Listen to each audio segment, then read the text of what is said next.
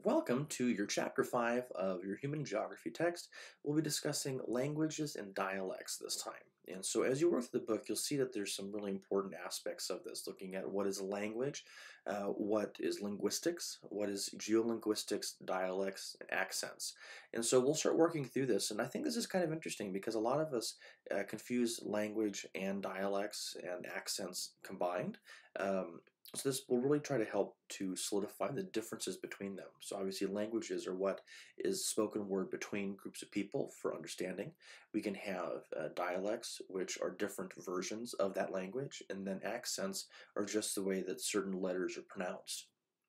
So they give some examples in the book showing perhaps even the Chinese keyboard, how it's a round keyboard with all the different letters that are on it and symbols that represent sounds.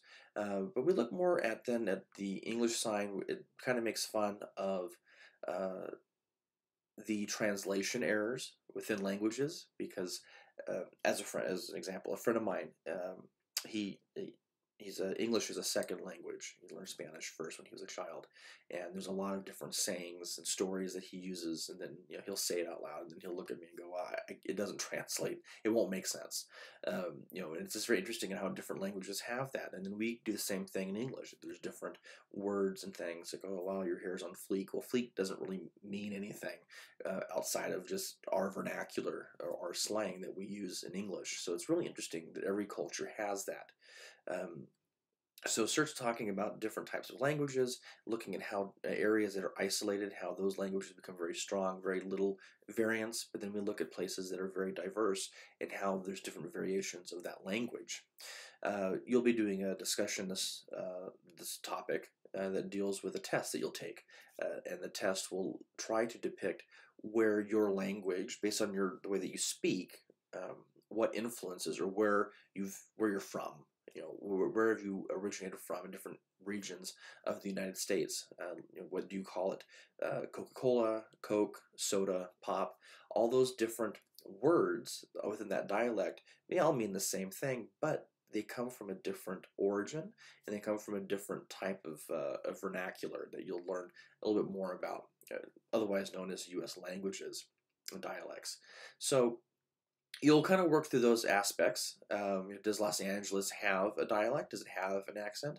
I've traveled places and people said, "Oh, are you from California?" And you're kind of like, "Oh, how did you know? Is there something that I do different?" I've had people also ask if I'm from Canada, and I'm not from Canada. I think I've actually even been to Canada, but it's just interesting to hear people because we don't think that we have an accent, yet we do.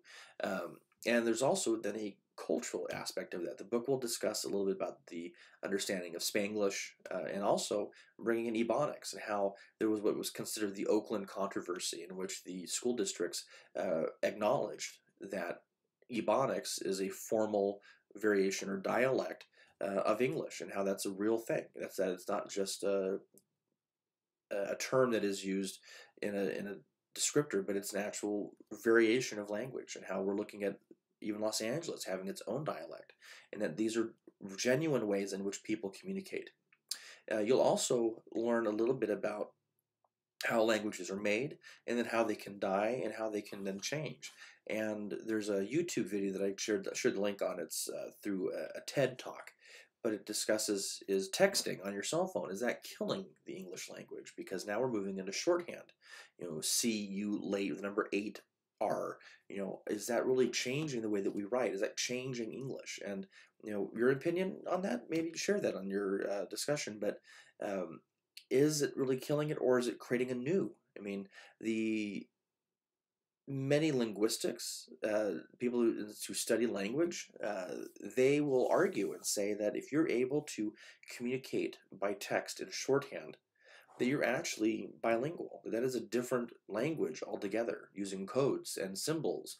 And lots of people mock the introduction of emojis and images and bitmojis and things like that.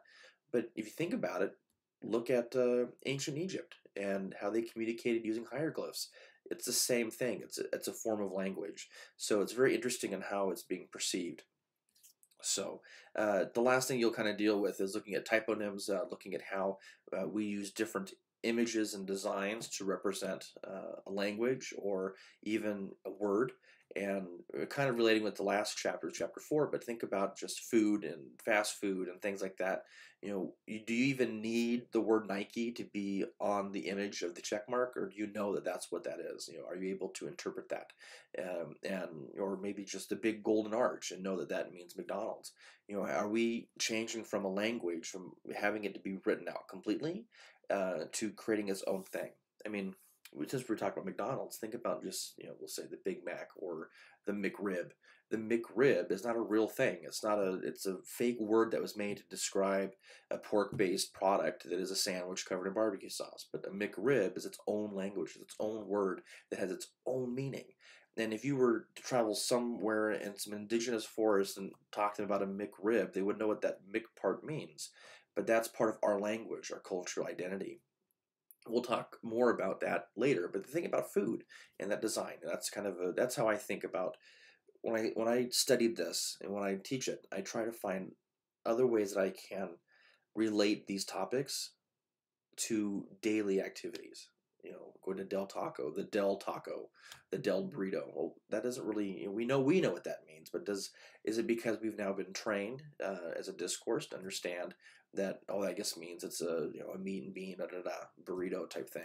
And it's just kind of interesting. So as you work through this idea of language, dialects, to learn the differences, think about different variations in how your friends speak and how you speak. By hanging out with someone, do you start to pick up some of the language that they use and that doesn't have to just be verbal. What about body language? Do you pick up their body language, the way that they interpret their emotions and the way that they share context within their peers? And you'll see that the language and dialect is actually really an interesting piece. Think about music.